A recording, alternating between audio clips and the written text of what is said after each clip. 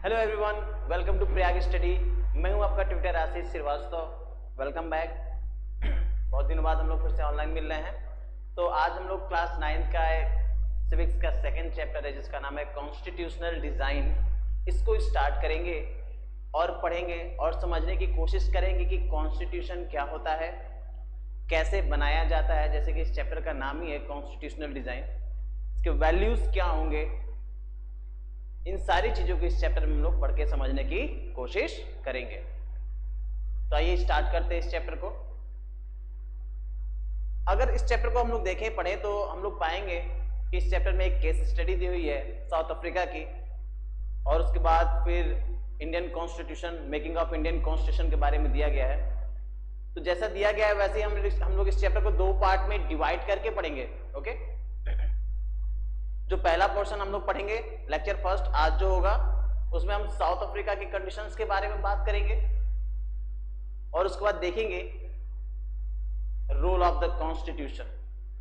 South Africa में कैसी conditions थी, क्या हुआ, किन कंडीशंस में वहां का कॉन्स्टिट्यूशन बना, और जो कॉन्स्टिट्यूशन बना, जो संविधान बना, उसका रोल क्या रहा वहां पे।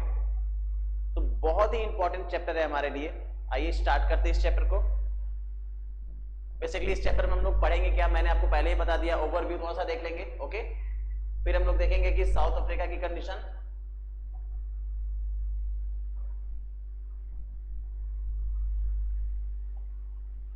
एक ओवरव्यू देखेंगे इस चैप्टर का हम लोग पूरा, फिर डेमोक्रेटिक साउथ अफ्रीका की जो कंडीशन है उसके बारे में बात करेंगे। ठीक है, फिर हम लोग देखेंगे why we need a constitution, making of Indian constitution, the path to constitution, हम कॉन्स्टिट्यूशन कैसे बना रहे हैं उन सारी चीजों के बारे में पढ़ेंगे। अपने कॉन्स्टिट्यूंट असेंबली के बारे में बात करेंगे।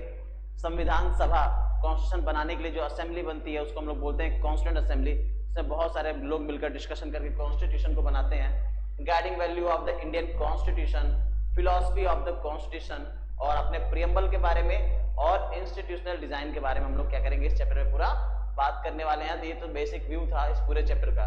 ओके, चलिए इस चैप्टर को स्टार्ट करते हैं। लास्ट क्लास में हम लोगों ने डेमोक्रेसी के बारे में पढ़ा था, what is democracy and why democracy, और उसमें हम लोगों ने देखा था कि जो डेमोक्रेसी में जो गवर्नमेंट होती है वो एब्सोल्यूट नहीं होती है, वो अपने मन से कोई काम नहीं कर सकती। उसके ऊपर क्या है, कुछ लिमिट्स हैं, उसके ऊपर क्या है, कुछ लिमिट हैं। In a democracy the ruler are not free to do what they like. Democracy में हम लोगों ने बताया था कि डेमोक्रेसी में जो रूलर्स है वो अपने मन से कोई काम नहीं कर सकता, उसके ऊपर कुछ बाउंडेशंस हैं। ठीक ना, there are certain basic rules that the citizens and the government have to follow.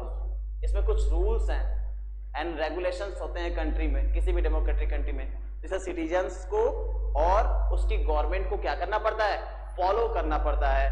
और इन्हीं रूल्स एंड रेगुलेशन को, सच rules and regulation together car constitution, और उन्हीं सारे रूल्स एंड रेगुलेशंस को हम लोग एक साथ क्या बोलते हैं, कॉन्स्टिट्यूशन बोलते हैं।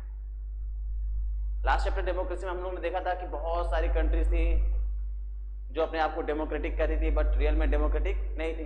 बट अगर जो कोई कंट्री डेमोक्रेटिक है तो ऐसा नहीं है कि डेमोक्रेटिक कंट्री में जो रूलर है वो चाहे जो चाहे वो कर सके, तो फिर डेमोक्रेसी किस काम की।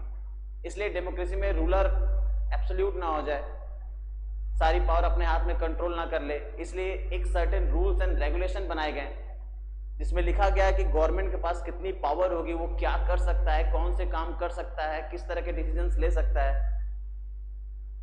हर चीज A to Z उसमें लिखी गई है, गवर्नमेंट कैसे इलेक्ट की जाएगी, एवरीथिंग। उन्हीं सारे रूल्स एंड रेगुलेशंस को जिस हम लोग कॉमनली किस नाम से जानते हैं, कॉन्स्टिट्यूशन के नाम से जानते हैं, संविधान के नाम से जानते हैं।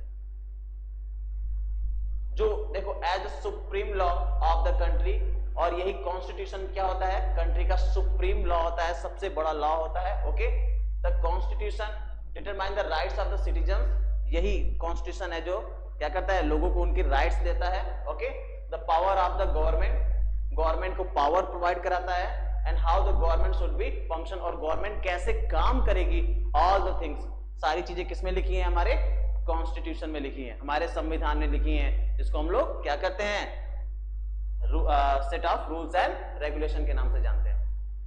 तो जितने भी रूल्स एंड रेगुलेशंस हैं, जितने भी आप देखते हो कि गवर्नमेंट ऐसे इलेक्ट की जा रही है, कैसा प्रोसेस है, फंक्शन कैसा है, लोगों के पास राइट्स कैसे हैं, सारी चीजें इस कॉन्स्टिट्यूशन में क्या है, लिखी हैं। और इसी कॉन्स्टिट्यूशन के मेकिंग के बारे में हम लोग क्या कर रहे हैं, पढ़ने वाले हैं। तो पहले एक बेसिक केस स्टडी से हम लोग इसको स्टार्ट करेंगे, साउथ अफ्रीका की कहानी से स्टार्ट करेंगे और समझेंगे कि वहां के कंडीशंस के बारे में और उन कंडीशंस के साथ साउथ अफ्रीका में जो कॉन्स्टिट्यूशन बना, कैसे बना, उसका रोल क्या रहा, और उसके बाद फिर हम लोग अपने इंडियन कॉन्स्टिट्यूशन के, मेकिंग ऑफ इंडियन कॉन्स्टिट्यूशन के बारे में बात करेंगे। आइए चलिए स्टार्ट करते हैं। साउथ अफ्रीका की इस चैप्टर में जो बेसिक क्वेश्चंस हैं देख लीजिए। स्टार्ट करने से पहले थोड़ा सा एक और टॉपिक है। तो बेसिक क्वेश्चन इस चैप्टर से जो हमारे जो बनेंगे वो कौन कौन से क्वेश्चन बनेंगे। पहला बनेगा why do we need a constitution, हमें कॉन्स्टिट्यूशन की जरूरत क्यों है। आप साउथ अफ्रीकन केस स्टडी जैसे ही पढ़ोगे ना, आप सारी चीजें क्लियर हो जाएगी कि हमें कॉन्स्टिट्यूशन की जरूरत क्यों है, why we need a constitution. पहला question, how are the constitution draft, ये कैसे बनाया जाता है, who design them, okay, and what way, what are the value that shape the constitution in the democratic states. ये सारे क्वेश्चंस के answers आपको इस पूरे चैप्टर में मिलेंगे। आप चाहे तो स्क्रीनशॉट ले लें, और जब आप चैप्टर खत्म करेंगे तो आपको इन सारे क्वेश्चंस के आंसर वन बाय वन आपको देखने को मिलेंगे कि आपको सारे क्वेश्चंस के आंसर क्या हो चुके हैं, मिल चुके हैं। चलिए स्टार्ट करते हैं। देखिए इस चैप्टर को जब हम लोग स्टार्ट करेंगे, जैसे इस चैप्टर को स्टार्ट करेंगे तो हमारे सामने आप जैसे किताब खोलेंगे अपनी, तो आपको साउथ अफ्रीका की केस स्टडी देखने को मिलेगी। ठीक है, साउथ अफ्रीका की, साउथ अफ्रीका में क्या हुआ। तो साउथ अफ्रीका की अगर मैं कहानी बताऊं तो साउथ अफ्रीका में जैसे हम कॉलोनी थे ब्रिटिशर्स के, वैसे ही साउथ अफ्रीका भी ब्रिटिशर्स की क्या थी, कॉलोनी थी, अंग्रेजों की क्या थी, कॉलोनी थी। ठीक उसी तरह, बट थोड़े से कंडीशन उनके और हमारे बीच क्या थे, अलग थे। इंडिया की कंडीशन और उनके कंडीशन, साउथ अफ्रीका की कंडीशन में थोड़ा सा अंतर था। आप देखेंगे जो साउथ अफ्रीका है ना, वहां पे जो ब्रिटिशर्स थे वो वहां पे सेटल्ड हो गए थे, रूलर की तरह वहां पे सेटल्ड हो गए थे, राजा की तरह। लेकिन भारत में बहुत सारे ब्रिटिशर्स भारत में सेटल नहीं हो पाए। थोड़ा सा ये बेसिक डिफरेंस देखने को आपको मिलेगा। Okay, with the begin this chapter we are looking what happened there and how the South Africa went about the task to design their constitution, then we tell how the Indian constitution was made. ये चीजें तो मैंने आपको बता दी। आइए चलिए आगे देखते हैं।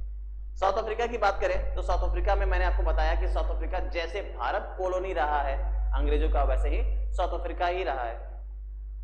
कॉलोनी क्या होता है, मैंने powerful country control over a week country. जब कोई शक्तिशाली कंट्री कोई कमजोर कंट्री पे क्या कर ले, कंट्रोल स्टैब्लिश कर ले, उसके रिसोर्स पे कंट्रोल कर ले, उसके एडमिनिस्ट्रेशन पे कंट्रोल कर ले, उसको क्या बोलते हैं हम लोग, कॉलोनी बोलते हैं। जैसे ब्रिटिशर्स ने हमारे ऊपर कंट्रोल कर लिया, हम उनके कॉलोनी थे, उसी तरह उन्होंने किस पे कंट्रोल कर लिया, साउथ अफ्रीका पे कंट्रोल किया, तो साउथ अफ्रीका भी उनकी कॉलोनी बन गई। साउथ अफ्रीका के जो मूल निवासी हैं वो नेटिव जो है ओरिजिनल, वो कैसे हैं, ब्लैक हैं। जो ब्रिटिशर्स के वो कैसे थे, व्हाइट थे। तो नॉर्मली आप देखेंगे साउथ अफ्रीका में जो व्हाइट पीपल थे वो क्या, जो ब्रिटिशर्स थे वो वहां पे क्या हो गए, सेटल्ड हो गए, उन्होंने अपनी प्रॉपर्टी बना ली, एक तरह समझ लीजिए राजा बन गए वहां के वो। और राजा बन के क्या करने लगे, रूल करने लगे साउथ अफ्रीका पे। रूल कैसे करते थे भाई, रूल करने के लिए कुछ रूल्स चाहिए। उन्हीं रूल्स, एक उन्होंने रूल्स बनाए जिसका नाम था अपार्थीड रूल। अपार्थीड रूल क्या था, divide the people at the level them on the basis of their skin colour. Apartheid system एक रेशियल सिस्टम था, रेशियल डिस्क्रिमिनेशन का सिस्टम था, जिसमें लोगों को रेस के अकॉर्डिंग और स्किन कलर के अकॉर्डिंग क्या करते थे, सेपरेट करते थे। जैसे भारत में जब अंग्रेज आए तो वो बोलते थे ब्लैक एंड व्हाइट में सेपरेट करते थे, हम लोग को काले, वो लोग बोलते थे अपने आप को क्या बोलते थे, गोरा। उसी तरह साउथ अफ्रीका में भी था। जो ब्रिटिशर्स थे वहां पे, जो अंग्रेज थे वहां पे, उन्होंने क्या किया, एक सिस्टम बनाया जिसको उन्होंने बोला अपार्थी सिस्टम। और सिस्टम में क्या किया उन्होंने, एक रेशियल डिस्क्रिमिनेशन स्टार्ट कर दिया। एक पर्टिकुलर रेस को क्या करने लगे, डिस्क्रिमिनेट करने लगे। जो वहां के मूल निवासी थे, जो वहां के मूल अफ्रीकन लोग थे, जो इनका कलर नॉर्मली क्या था, ब्लैक था, जिसको हम लोग नॉन व्हाइट बोलूंगा, बार बार ब्लैक बोलना अच्छा नहीं लगता तो नॉन व्हाइट बोलेंगे। तो जो मूल निवासी वो जो वहां के क्या थे, नॉन व्हाइट पीपल थे, उनको क्या कर दिया, अलग कर दिया सोसाइटी से। देखिएगा, apartheid divided the people at the level them on the basis of their skin colour. उनके स्किन कलर के बेस पे लोगों को क्या किया जाने लगा, अलग अलग किया जाने लगा। The native people of the South Africa are black. मैंने बताया साउथ अफ्रीका के जो मूल निवासी है वो किस कलर के हैं, ब्लैक कलर के हैं। आप देखेंगे साउथ अफ्रीका की जो मेजर पॉपुलेशन थी वो कैसी थी, ब्लैक थी। और माइनॉरिटी में क्या थे, अंग्रेज तो आए थे रूल करने के लिए, तो नॉर्मल सी बात है वो माइनॉरिटी में थे, तो माइनॉरिटी थे जो वहां पे रहते थे, जो क्या करते थे, अंग्रेजों पे रूल करते थे। तो ये जो रेशियल डिस्क्रिमिनेशन था किसके बीच था, ब्लैक एंड व्हाइट्स के बीच में, या हम कह सकते हैं कि व्हाइट और नॉन व्हाइट्स के बीच में। और इसके अलावा एक और तरह की रेस थी साउथ अफ्रीका में जिसको बोलते थे कलर्ड पीपल। क्या बोलते थे, कलर्ड। ये कौन थे, ये वो लोग थे जो कहीं से माइग्रेट होके आए थे, जैसे इंडिया से माइग्रेट होके कुछ लोग चले गए साउथ अफ्रीका, ठीक है। तो अंग्रेज जो ब्रिटिशर्स थे उनको भी नॉन व्हाइट कैटेगरी में ही रखते थे, ओके। तो नॉर्मल से देखेंगे तो एक रेशियल डिस्क्रिमिनेशन था, अपार्थाइड सिस्टम क्या था, एक racial discrimination based on skin, colour and race, जिसमें आप देखेंगे सारी चीजें उन लोगों ने क्या कर दी, अलग अलग कर दी, सेपरेट कर दी। अभी मैं आपको समझाऊंगा कैसे अपार्थाइड सिस्टम क्या था। तो एक तरह का आप देखेंगे क्या था, एक रेशियल डिस्क्रिमिनेशन था जिसमें रेस और कलर के आधार पर डिस्क्रिमिनेट किया जाता था लोगों को अपार्थाइड सिस्टम में, okay. The white ruler treated all non white inferior. जितने भी व्हाइट थे वो नॉन व्हाइट को क्या मानते थे, गलत मानते थे, गंदा मानते थे, okay. The apartheid system was particularly oppressed for the blacks। जो अपार्थाइड सिस्टम था वो नॉर्मली किसको ऑप्रेस करने के लिए था, ब्लैक को प्रताड़ित करने के लिए था। ऑप्रेस समझ लीजिए कैसे प्रताड़ित करना, तो ब्लैक्स को प्रताड़ित करने के लिए था, ब्लैक्स को सोसाइटी से पूरी तरह से डिस्क्रिमिनेट करने के लिए था, okay. They were forbidden for living. अच्छा देखिए एक सेकंड, ठीक है चलिए। अब यहाँ पे आप एक देख सकते हैं, एक बोर्ड शायद आपको दिख रहा हो, ठीक है।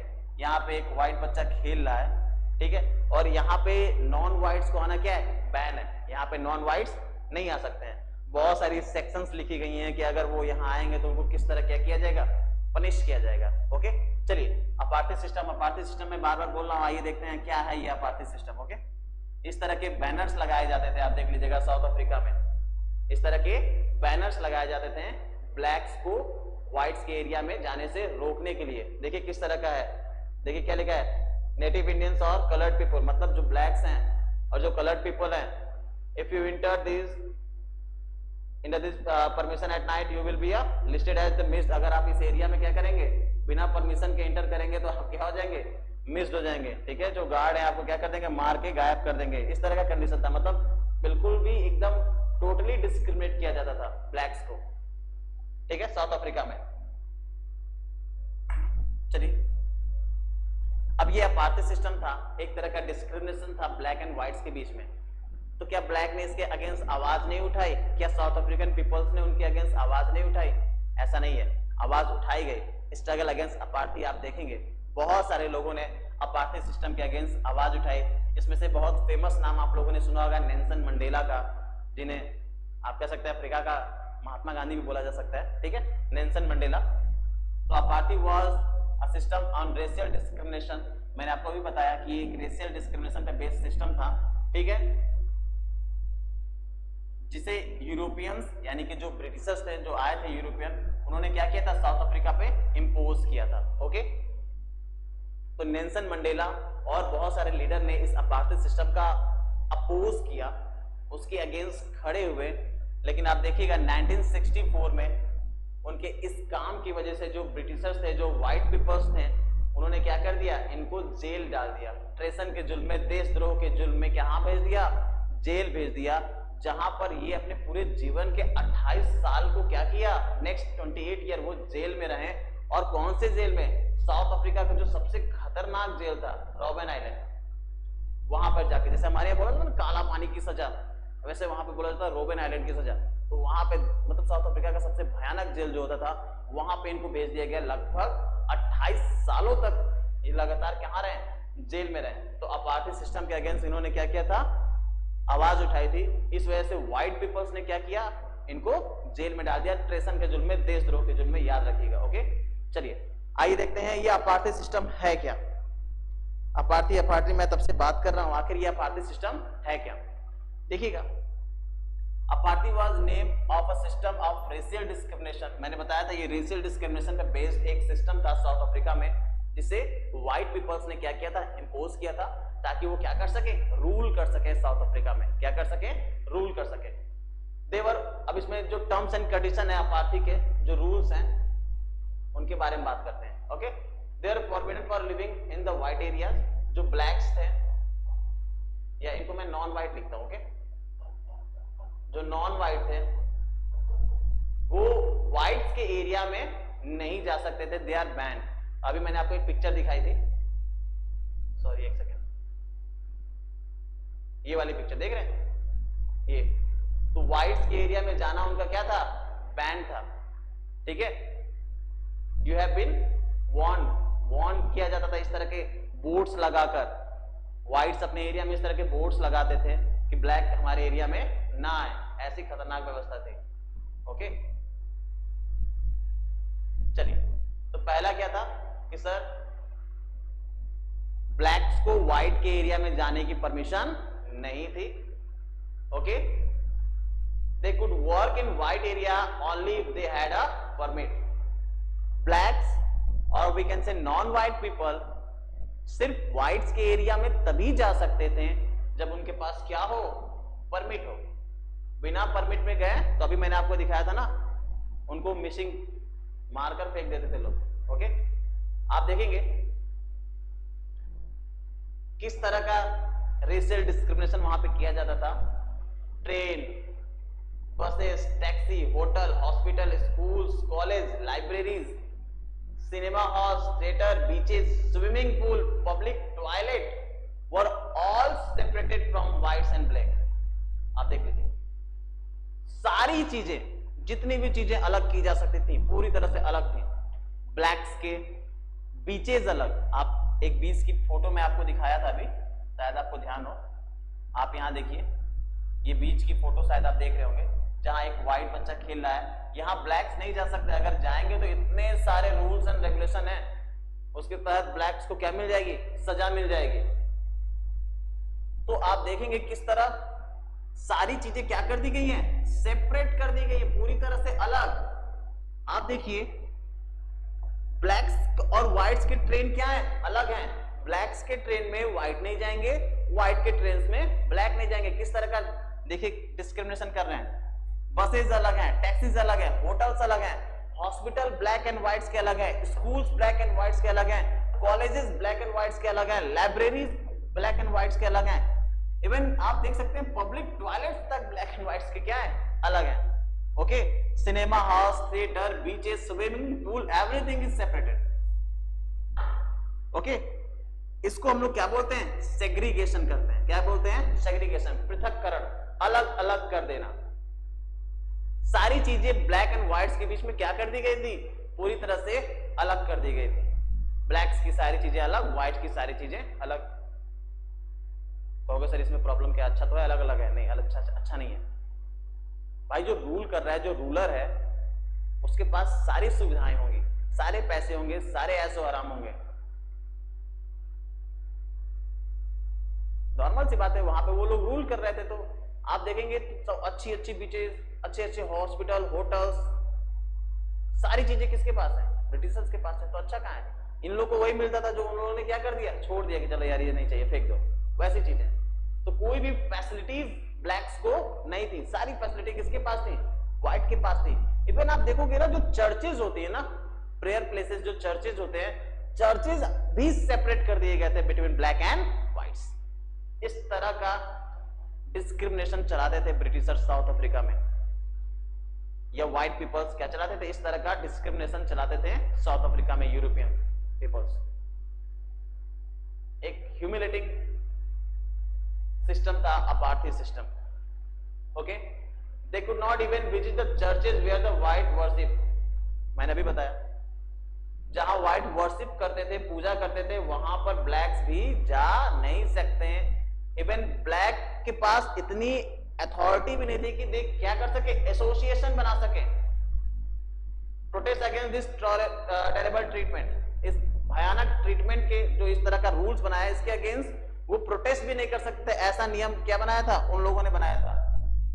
इवन जो ब्लैक्स थे उनको किसी तरह की वोटिंग राइट्स भी नहीं थे, किसी तरह की वोटिंग राइट्स उनको प्रोवाइड नहीं की गई थी। इस तरह का ह्यूमिलेटिंग डिस्क्रिमिनेशन था अपार्थाइड सिस्टम। पूरी तरह से सेग्रीगेट पॉलिसी, सेग्रीगेशन मतलब होता है पृथक कर देना, अलग अलग कर देना, एकदम पूरी तरह से समाज से इनको क्या कर दिया गया था, अलग। सारे अच्छी चीजें व्हाइट्स के पास, सारी जो बच गई खराब चीजें नॉन व्हाइट्स के पास। एज अ स्लेव ये लोग क्या करते थे, वहां पे काम करते थे। इस तरह का बुरा हाल था। और इसके अगेंस्ट अभी मैंने आपको बताया, इसी सिस्टम के अगेंस्ट नेल्सन मंडेला और बहुत सारे लीडर्स ने क्या किया, आवाज उठाया 1964 में, और इनको कहां भेज दिया गया, जेल भेज दिया गया। 28 साल तक ये लोग क्या रहे, जेल में रहे। लेकिन आपको पता है कोई भी चीज दुनिया में एब्सोल्यूट नहीं है, हर चीज एक ना एक दिन क्या हो जाती है, खत्म हो जाती है। हम भी गुलाम रहे लंबे समय तक, लेकिन फाइनली हम आजाद हो गए। उसी तरह साउथ अफ्रीका के साथ भी रहा, इतने सालों तक वो क्या रहा, गुलाम रहा। लेकिन उसके बाद आप देखेंगे toward a new constitution, finally वो लगातार स्ट्रगल करता रहा, लगातार क्या करता रहा, स्ट्रगल करता रहा। As protest and struggle against apartheid had increased, जो प्रोटेस्ट था, जो स्ट्रगल था अपार्थाइड सिस्टम के अगेंस्ट, लगातार क्या होने लगा, इंक्रीज होने लगा। The government realised that they could not no longer keep the black under their rules through repression. तो अब जो वहां पे व्हाइट पीपल्स की जो गवर्नमेंट थी वो समझ गई कि अब हम ब्लैक्स को इस रूल्स में बांध कर नहीं रख सकते। क्या नहीं कर सकते, इस रूल को बांध कर नहीं रख सकते हैं। फाइनली उन्होंने क्या किया, डिसाइड किया कि हम क्या करेंगे, जितने भी रिस्ट्रिक्शंस हैं उन सबको क्या करेंगे, खत्म करेंगे। और देखिएगा लगभग 28 साल बाद उसके बाद नेल्सन मंडेला कहां से निकले, जेल से निकले। ठीक है, कहां निकले, जेल से निकले। ऐसे ही नहीं मिल गया, आप देखिएगा सिंस 1950 में द ब्लैक्स, ठीक है ना, एंड इंडियंस, जो ब्लैक्स थे और जो कलर्ड पीपल मैंने आपको बताया था, वो लोग fought against the apartheid system, apartheid system के अगेंस्ट क्या कर रहे थे, लड़ रहे थे। और उसी का अपडेटेड वर्जन बताया 1964 में नेल्सन मंडेला कहां चले गए, जेल चले गए। They launch a protest March and strike. देखेंगे हर जगह लगातार ये लोग क्या करते, मार्च कर रहे थे, प्रोटेस्ट कर रहे थे। इनके पास राइट नहीं था, अंग्रेजों ने, ब्रिटिशर्स ने या यूरोपियंस ने इनको राइट्स तो नहीं दिए थे, लेकिन तब भी ये क्या कर रहे थे, मार्च कर रहे थे, प्रोटेस्ट कर रहे थे।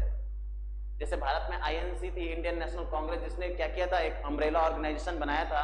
उसी तरह देखेंगे अफ्रीका में एएनसी था, अफ्रीकन नेशनल कांग्रेस, जिसने क्या किया था, एक अम्ब्रेला ऑर्गेनाइजेशन बनाया। क्या बनाया, अम्ब्रेला ऑर्गेनाइजेशन, मतलब कि सारे पार्टी, सारे लोग जो अलग अलग प्रोटेस्ट कर रहे थे उनको क्या किया, एक में मिला लिया, और एक में मिलाकर क्या कर ली, एक बड़ी पार्टी बना ली, ताकि जो प्रोटेस्ट हो सके एक बड़े पैमाने पे हो सके। तो वही एएनसी ने किया, अफ्रीकन नेशनल कांग्रेस ने सबको मिलाकर एक बहुत बड़ी पार्टी बनाई, बहुत सारे लोगों को कलेक्ट किया ताकि क्या कर सके, प्रोटेस्ट कर सके अगेंस्ट अपार्थाइड सिस्टम। और वही उन्होंने किया। बट देखिएगा इसमें लाखों लोग मारे गए, thousands of black and colour peoples are died. But इसका रिजल्ट निकला, क्या निकला, इसका रिजल्ट मिला लोगों को, इसका रिजल्ट मिला। इतने लंबे प्रोटेस्ट और स्ट्रगल के बाद देखेंगे अंग्रेजों को लगा कि अब भैया हम इनके ऊपर रूल नहीं कर सकते। अब समय आ गया है कि सारे बैन और पॉलिटिक्स क्या कर दिए जाएं, खत्म कर दिए जाएं। तो तैयार हो गए उसके लिए। और 28 साल बाद नेल्सन मंडेला जेल से फ्री हुए और फाइनली 26 अप्रैल 1994 को, 26 अप्रैल 1994 को South Africa, the new national flag of the republic of South Africa was unfurled. तो 26 अप्रैल 1994 को साउथ अफ्रीका का एक नया फ्लैग क्या किया गया, अनफ्लर्ड किया गया। आप कह सकते हैं कि इस दिन साउथ अफ्रीका क्या हो गया, आजाद हो गया। तो क्या आजाद होने से साउथ अफ्रीका की सारी प्रॉब्लम खत्म हो गई? क्या जो आजाद मतलब किससे आजाद हो गया, ब्रिटिशर से? तो क्या जो वहां पे यूरोपियंस थे, जो व्हाइट पीपल्स थे, क्या साउथ अफ्रीका छोड़कर चले गए, भाग गए, जैसे इंडिया छोड़कर चले गए? क्या साउथ अफ्रीका जब आजाद हुआ तो उसकी सारी प्रॉब्लम खत्म हो गई? जैसे भारत आजाद हुआ तो सारे अंग्रेज भारत छोड़कर चले गए, क्या साउथ अफ्रीका में भी ऐसा हुआ क्या? नहीं, यही तो समस्या है। साउथ अफ्रीका में ऐसा नहीं हुआ। आगे यही तो समस्याएं आएंगी। ये देखिए न्यू फ्लैग साउथ अफ्रीका का, ये नेल्सन मंडेला, ओके, यही तो समस्या थी। आजाद तो हो गया साउथ अफ्रीका, बट मैंने आपको बताया था जो कंडीशन है साउथ अफ्रीका की और इंडिया की, दोनों क्या थी, डिफरेंस थी। अंग्रेज भारत से तो भाग गए, लेकिन साउथ अफ्रीका में उन्होंने अपनी प्रॉपर्टी, अपनी प्रिविलेज, अपने आप को क्या करके सेटल कर लिया था। तो उनके लिए छोड़कर जाना साउथ अफ्रीका पॉसिबल नहीं था। आप देखिएगा जब आजाद हुआ साउथ अफ्रीका, तो नॉर्मल सी बात है, आजाद अगर हो जाए, अगर गुलाम रहे कोई बहुत दिनों तक और आजाद हो जाए, तो सबसे पहले क्या करेगा, जिन्होंने उसके ऊपर इतना अत्याचार किया उसको पहले बहुत मारेगा। लेकिन साउथ अफ्रीका में ऐसा कुछ नहीं हुआ। एक ब्यूटी आप देखने को मिलेगा, एक बहुत शानदार चीज आपको देखने को मिलेगी। ठीक है, जब आजाद हो गया साउथ अफ्रीका, तो जितने भी लीडर्स थे साउथ अफ्रीका के, उन्होंने अपील की सारे ब्लैक से कि forgive the whites for the atrocities that have committed while in power. तो जितने भी ब्लैक लीडर्स थे, उन्होंने ब्लैक लोगों से और लीडर से क्या किया, रिक्वेस्ट किया कि सर उन नॉन व्हाइट्स लोगों को क्या कर दीजिए, माफ कर दिया जाए। उन्होंने जो भी काम किया है अपने पावर में, इसके लिए उन्हें माफ कर दिया जाए। कितना बड़ा दिल था उन लोगों का, आप देख सकते हैं। लोग खड़ा होकर वहां के पॉलिटिकल लीडर्स बोल रहे हैं कि भैया उनको क्या कर दिया जाए, माफ कर दिया जाए। उनका कहना था they said that let's build a new south Africa, हम क्या करेंगे, एक न्यू साउथ अफ्रीका बनाएंगे based on equality for all, जो क्या होगा, सबके लिए इक्वल होगा। क्या होगा, सबके लिए इक्वल होगा, चाहे कोई भी रेस हो, चाहे मैन हो, चाहे वुमेन हो। ठीक है, on democratic value, social justice and human rights, सारी चीजें हमारे देश में मिलेंगे। देखिएगा जब साउथ अफ्रीका आजाद हुआ तो उनका मानना था कि अब चलो जो हो गया सो हो गया, हम नॉन व्हाइट्स यानी कि हम ब्लैक्स व्हाइट को क्या करेंगे, माफ कर देते हैं, और हम लोग एक नया क्या करेंगे, अफ्रीका बनाएंगे, जिसमें नया साउथ अफ्रीका बनाएंगे जिसमें सबको इक्वलिटी मिलेगी। सारे रेस, चाहे मैन हो, चाहे वुमेन हो, चाहे ब्लैक हो, चाहे व्हाइट हो, सब इक्वल होंगे, सब जगह डेमोक्रेटिक वैल्यू होगा, सबको सोशल जस्टिस और ह्यूमन राइट्स मिलेगा। ठीक है, ये सारी चीजें तो बोल दी गई।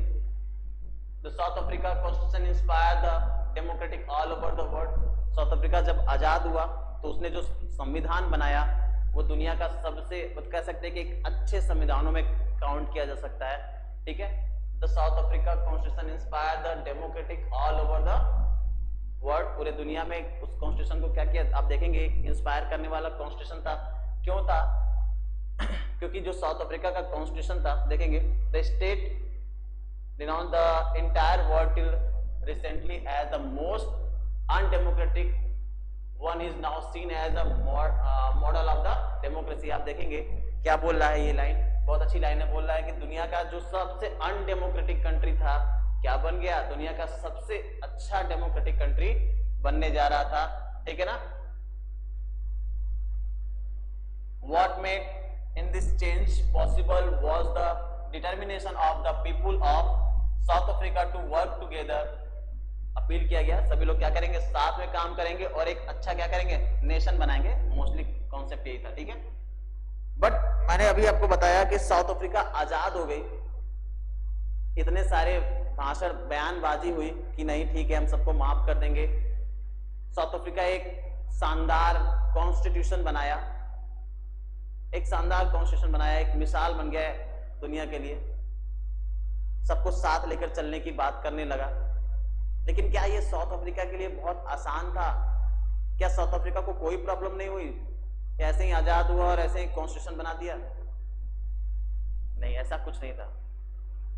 एक अलग तरह का चैलेंज था। इंडिया, मैंने बताया ना, इंडिया के कंडीशन से बहुत अलग कंडीशन थी साउथ अफ्रीका की, बट फिर भी एक आप उस चीज को जब समझेंगे, जानेंगे, तब आप पाएंगे कि हाँ इस कंडीशन में ऐसा चीज हुआ, तो भारत के कंडीशन में ऐसा हुआ।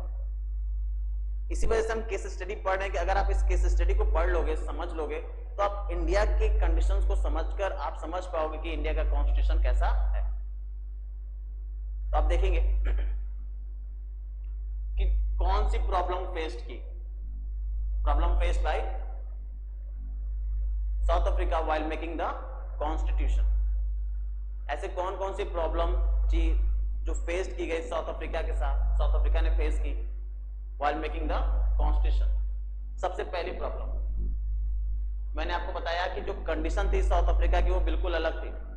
भारत से सारे अंग्रेज भाग गए दौड़ के, भारत में नहीं रहे, लेकिन साउथ अफ्रीका में अंग्रेजों ने क्या कर लिया था, अपनी प्रॉपर्टी, अपनी प्रिविलेज वहां पे क्या कर ली थी, स्टैब्लिश कर ली थी। और उनके लिए साउथ अफ्रीका छोड़कर वापस वहां जाना मतलब यूरोप में जाकर गरीबों वाली जीवन जीना। यहाँ पे राजाओं वाली जीवन जी रहे थे, अगर ये सब छोड़कर यूरोप चले जाते तो कैसा जीवन हो जाता, गरीबों वाला।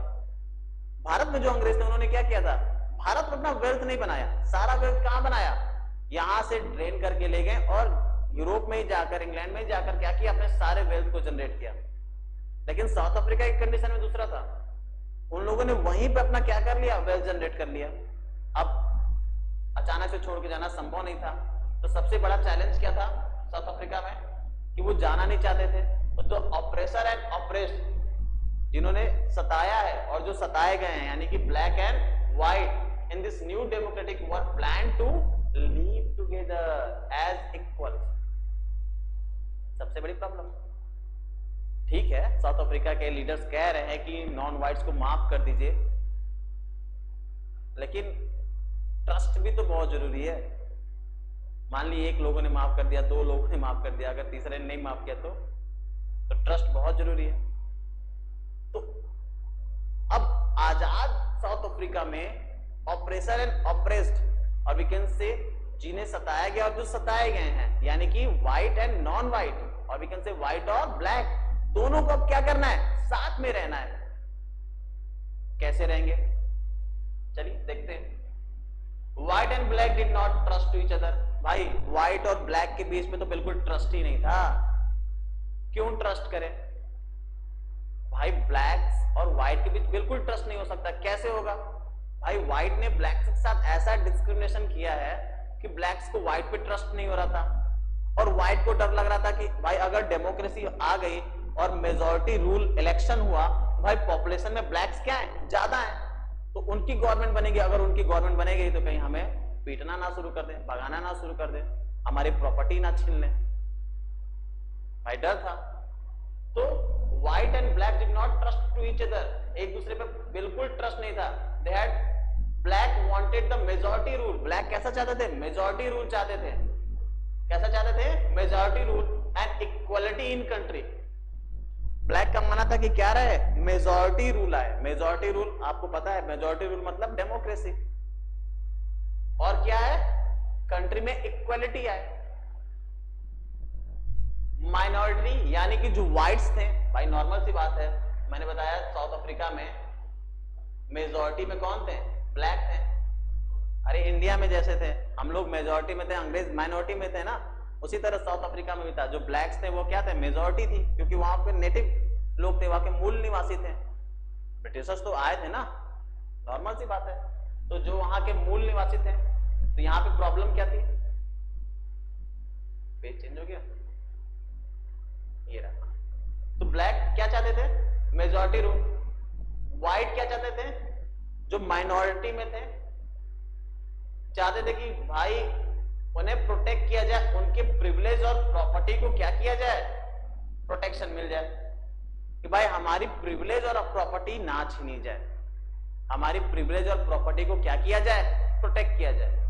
ठीक है, तो ब्लैक की डिमांड थी कि मेजॉरिटी रूल बने, जो मेजॉरिटी में थे, और जो माइनॉरिटी में थे यानी कि व्हाइट्स, वो चाहते थे कि जो प्रिविलेज हैं और जो प्रॉपर्टी हैं उनको क्या कर दिया जाए, भाई उनको प्रोटेक्शन दिया जाए कि हमसे हमारी प्रिविलेज और हमारी प्रॉपर्टी नहीं छीनी जाएगी। ठीक है, तो ब्लैक एंड व्हाइट्स के बीच में ट्रस्ट था ही नहीं। ब्लैक सोचते थे कि मे बी क्या पता कल को ये व्हाइट्स फिर से हमारे ऊपर रूल करने लगे, हो सकता है। ट्रस्ट बिल्कुल भी नहीं है दोनों के बीच में, ब्लैक को व्हाइट के ऊपर नहीं, व्हाइट को ब्लैक के ऊपर नहीं। ब्लैक सोच रहे हैं कि हो सकता है कि हमारे ऊपर फिर से रूल कर ले, और व्हाइट सोचते थे कि भाई अगर मेजॉरिटी रूल आ गई तो हो सकता है कि हमारी सारी प्रॉपर्टी हमसे छीन लें और हमको साउथ अफ्रीका में दौड़ा दौड़ा कर मारे। ठीक है, तो क्या किया जाए, इसका सॉल्यूशन निकालना जरूरी था। इसका सॉल्यूशन कैसे निकाला जाए, तो इसका सॉल्यूशन है कि भाई इन लोग जो बोल रहे हैं उनकी बातों में वजन होना पर चाहिए, एक दूसरे के ऊपर क्या होना चाहिए, ट्रस्ट, विश्वास होना चाहिए। जब विश्वास होगा तभी तो चीजें चलेंगी। After a long negotiation both parties agreed to compromise। लंबे डिस्कशन के बाद ब्लैक एंड व्हाइट के बीच में बहुत लंबा डिस्कशन हुआ और दोनों लोग तैयार हो गए कंप्रोमाइज करने के लिए। They only want to build and maintain the trust in such situation. वो सिर्फ चाहते थे कि क्या हो, इस सिचुएशन में दोनों के बीच में क्या जमा हो जाए, ट्रस्ट पैदा हो जाए। अब ये ट्रस्ट पैदा कैसे हो? ठीक है, मान लो हम लोग जाते हैं, कोई बात होती है, ठीक है, जैसे पैसा लेना हो तो कहते हैं ना, अच्छा भाई ये है ना, ये गवाही देगा हम ले रहे हैं, ट्रस्ट, एक दूसरे के बीच ट्रस्ट। या फिर हम लोग क्या करते हैं, कागज पे लिखवा लेते हैं कि हाँ इतने क्या किया, उधार दिया, इतना उधार लिया। होता है कि नहीं होता है? बॉन्ड कह सकते हो। उसी तरह भाई इन लोग के बीच क्या चाहिए था? ट्रस्ट की जरूरत थी। कहां से ट्रस्ट है? ओनली ट्रस्ट ही था जो इन दोनों को एक साथ क्या कर सकता था, रख सकता था। ठीक है, तो only the way to build and maintain the trust in such situation is to write down some rules of the game that everyone would be abide by। अब इन दोनों के बीच ट्रस्ट पैदा करने का तरीका क्या था कि हम ट्रस्ट कैसे पैदा करें व्हाइट्स और नॉन व्हाइट्स के बीच में? तो इसका सबसे आसान तरीका है, एक ही तरीका है। अगर मैं किसी आदमी को खड़ा कर दूं कि नहीं, हाँ नेल्सन मंडेला है ना, ये कह रहे हैं ना कि सब कुछ सही रहेगा, कोई नहीं छीनेगा, ठीक है, नेल्सन मंडेला जब तक है तब तक हो सकता है कि सब लोग बात माने, लेकिन नेल्सन मंडेला के बाद अगर कोई बात ना माने तो उसके बाद व्हाइट्स को मार के भगाने लगे तो समस्या है ना। तो ट्रस्ट जरूरी है ना दोनों के बीच में। भाई व्हाइट्स बेवकूफ तो थे नहीं, उनको चाहिए था एकदम ठोस ट्रस्ट। तो हुआ कि भाई इस ठोस ट्रस्ट के लिए जरूरी क्या है कि हम कुछ सर्टेन रूल्स एंड रेगुलेशन क्या कर दें, लिख दें, और इस लिखे हुए रूल्स एंड रेगुलेशन को पूरे साउथ अफ्रीका के लोग क्या करेंगे, मानेंगे। तो these rules lay down how the rulers are to be chosen in future. कैसे रूल्स लिखे गए? भाई रूल्स लिखे गए कि फ्यूचर में रूलर्स कैसे चूज किए जाएंगे। These rulers also determine what the elected government are empowered to do and what they cannot। और उसमें ये भी लिखा गया कि जो इलेक्टेड गवर्नमेंट होगी उसके पास कौन कौन सी पावर होंगी, वो क्या कर सकती है और क्या नहीं कर सकती। याद रखिए, अंत में कहां पे आए ये लोग घूम के, आजाद हो गए, और आजाद होने के बाद क्या बना रहे हैं, रूल्स बना रहे हैं। क्यों बना रहे हैं? कि इनके बीच क्या हो जाए, ट्रस्ट जनरेट हो जाए, ताकि ये दोनों लोग आपस में मिलजुल कर रह सकें। अगर ट्रस्ट नहीं जनरेट होता तो ब्लैक को हमेशा डर रहता कि व्हाइट इनके ऊपर फिर से रूल कर लेंगे, हो सकता है शायद कर लेते हैं, और व्हाइट को हमेशा डर रहता कि ये मेजॉरिटी में ब्लैक्स हैं, कभी ना कभी ये हमारे ऊपर हमला कर देंगे, हमारी सारी प्रॉपर्टी और प्रिविलेज छीन लेंगे। ये भी सच था। अब इन दोनों लोग के बीच में ट्रस्ट जनरेट करने का काम कौन करेगा? ये रूल्स एंड रेगुलेशन जिसमें लिखा गया कि फ्यूचर में गवर्नमेंट कैसे चूज की जाएगी, गवर्नमेंट कैसे काम करेगी, कैसे काम करेगी।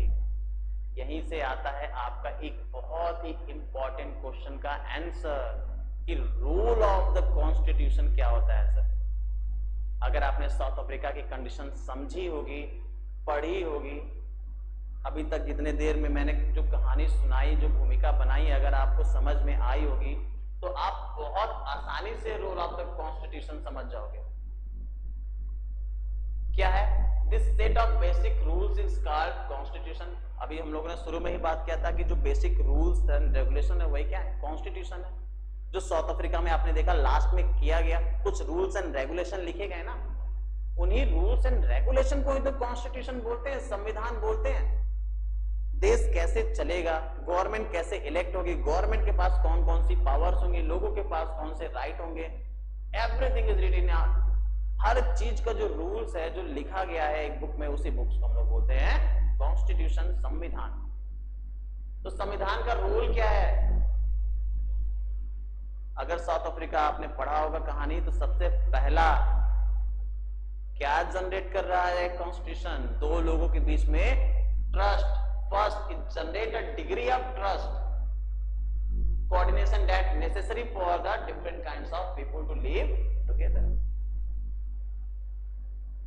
दो लोगों के बीच क्या जनरेट कर रहा है? डिग्री ऑफ ट्रस्ट जनरेट कर रहा है कॉन्स्टिट्यूशन।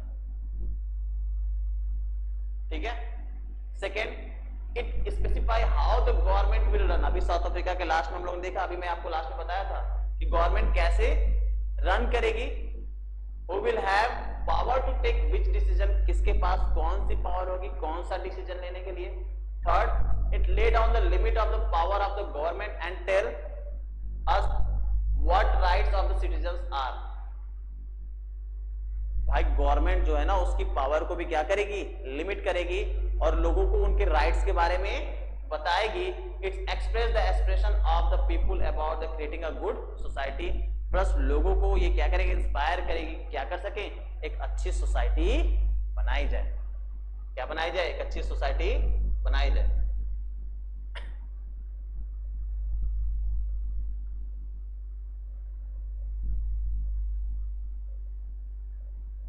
अब साउथ अफ्रीका कॉन्स्टिट्यूशन की अगर मैं बात करूं, साउथ अफ्रीका का कॉन्स्टिट्यूशन कैसे बना आप देख सकते हैं। साउथ अफ्रीका के कॉन्स्टिट्यूशन में लगभग साउथ अफ्रीका के सभी लोगों को बुलाया गया, सभी लोगों से बात की गई। लगभग 2 साल तक आपस में इन लोगों के व्हाइट्स एंड ब्लैक्स के बीच में लगभग 2 साल तक नेगोशिएशन चलता रहा। 2 साल तक नेगोशिएशन चला। 2 साल बाद, और इस 2 साल नेगोशिएशन में सारी बातें की गई ब्लैक एंड व्हाइट्स के बीच में। लगभग साउथ अफ्रीका के सभी लोगों से पूछा गया, सभी लोगों से राय ली गई, बिना ये जाने कि उनका पास्ट कैसा था, सबसे राय ली गई। और फाइनली 2 साल बाद साउथ अफ्रीका का कॉन्स्टिट्यूशन बना। और जो साउथ अफ्रीका का कॉन्स्टिट्यूशन था वो दुनिया का सबसे शानदार कॉन्स्टिट्यूशन आप कह सकते हैं बना। क्यों बना? क्योंकि सबसे ज्यादा एक्सटेंसिव राइट्स जो लोगों को दिए गए वो साउथ अफ्रीकन कॉन्स्टिट्यूशन में थे। अक्सर पूछता है साउथ अफ्रीका के कॉन्स्टिट्यूशन के बारे में, तो आप लिख सकते हैं इन सब चीजों के बारे में कि अच्छा क्यों है साउथ अफ्रीका का कॉन्स्टिट्यूशन। क्योंकि उसने लोगों को क्या किया? अपने लोगों को एक्सटेंसिव राइट्स दिए, बहुत ज्यादा राइट्स दिए। इसमें साउथ अफ्रीका के सभी लोगों से क्या लिया गया? राय लिया गया, इवन उनका पास्ट जैसा भी रहा हो। ये सारी चीजें साउथ अफ्रीका में की गई। और देखेंगे फाइनली जो बना कॉन्स्टिट्यूशन वो दुनिया का सबसे अच्छा कॉन्स्टिट्यूशन था। अब ये तो प्रॉब्लम फेस की गई, और प्रॉब्लम फेस करने के बाद जो रिजल्ट निकला आपने देखा, वो रिजल्ट क्या था? वो रिजल्ट यही तो है, constitution. Here are role of the constitution, संविधान का रोल। अगर आप साउथ अफ्रीका की कंडीशन समझ गए होंगे तो आप बिल्कुल आसानी से इस रोल को समझ जाएंगे कि रोल क्या है साउथ कॉन्स्टिट्यूशन का, संविधान का। कि संविधान लोगों के बीच में ट्रस्ट जनरेट करता है, विश्वास। हमारा संविधान भी हमें विश्वास जनरेट कराता है ना कि हमारी सरकार हमारे अगेंस्ट कुछ नहीं कर सकती। अगर ये विश्वास ना रहे कोई सरकार चुनना ही नहीं चाहेगा। ये विश्वास ही तो है। यही विश्वास ब्लैक एंड व्हाइट्स के बीच में भी आया, तो बहुत जरूरी था। It generate a degree of trust, coordination is very necessary. सारे लोगों को एक साथ बांधना। सेकेंड, गवर्नमेंट कैसे चूज की जाएगी और किसके पास कितनी पावर होगी डिसीजन लेने के लिए। आप देख लो हमारे यहाँ गवर्नमेंट, सेंट्रल गवर्नमेंट कौन सा डिसीजन लेगी, स्टेट गवर्नमेंट कौन सा डिसीजन लेगी, कौन से लॉ बनाएगी, उसके लिए सारे लिस्ट बने हुए हैं। State list, central list, concurrent list, सारे लिस्ट बने हुए हैं। किसके पास कौन सी पावर होगी, कौन किस सब्जेक्ट पे क्या लेगा, डिसीजन लेगा, सब कुछ हमारे कॉन्स्टिट्यूशन में लिखा हुआ है। थर्ड, ये गवर्नमेंट की पावर को क्या करती है? लिमिट करती है, कंट्रोल करती है। गवर्नमेंट को एब्सोल्यूट नहीं होने देती। भाई अगर गवर्नमेंट की पावर पे कंट्रोल ना रहे तो कल को गवर्नमेंट कुछ भी कर सकती है। तो गवर्नमेंट की पावर को कंट्रोल करने का काम कौन करती है? हमारी कॉन्स्टिट्यूशन। और लोगों को उनके राइट्स के बारे में भी कौन बताती है? हमारी कॉन्स्टिट्यूशन। लोगों को राइट्स कौन प्रोवाइड कराता है? हमारा कॉन्स्टिट्यूशन। और क्या करती है? लोगों को इंस्पायर करती है कि क्या बनाने के लिए? एक अच्छी सोसाइटी बनाने के लिए लोगों को क्या करती है? मोटिवेट करती है। ये जो कुछ basic importance role of the constitution आपके सामने मैंने लिखे हैं। क्लियर है? इतनी सारी चीजें में भी आपको क्लियर हो गई होंगी। एक बहुत अच्छा कोटेशन आप पढ़ लीजिएगा, all the country that have a constitution are not necessary a democratic. but all democratic country but all countries that are democratic will have a constitution. हर वो देश जिसके पास कॉन्स्टिट्यूशन है जरूरी नहीं है कि वो डेमोक्रेटिक कंट्री हो, ठीक है।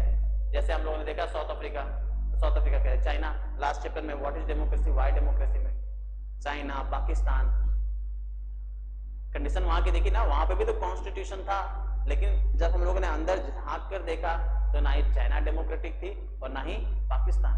तो यही लाइन लिखा हुआ है कि जो भी कंट्री डेमोक्रेटिक है, सॉरी, जो भी कंट्री के पास कॉन्स्टिट्यूशन है जरूरी नहीं है कि वो डेमोक्रेटिक कंट्री हो, बट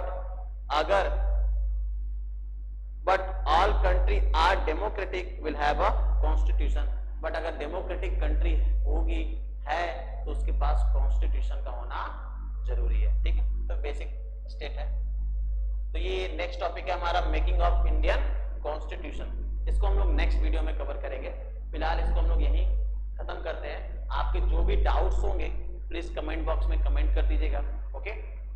मिलते हैं नेक्स्ट वीडियो में जहां हम लोग बात करेंगे मेकिंग ऑफ इंडियन कॉन्स्टिट्यूशन के बारे में, ओके। अगर कोई भी डाउट हो, कोई भी समस्याएं हो जो आपको समझ में ना आए, या कोई टॉपिक ऐसा जो समझ में ना आया हो, कोई क्वेश्चन आपके दिमाग में पुट हो रहा हो, तो एनीथिंग जो भी आपके दिमाग में आ रहा हो आप क्या कर सकते हैं, कमेंट करके मुझे बता दीजिएगा। और प्लीज वीडियो को लाइक शेयर एंड सब्सक्राइब जरूर करें। Thank you for today, good night.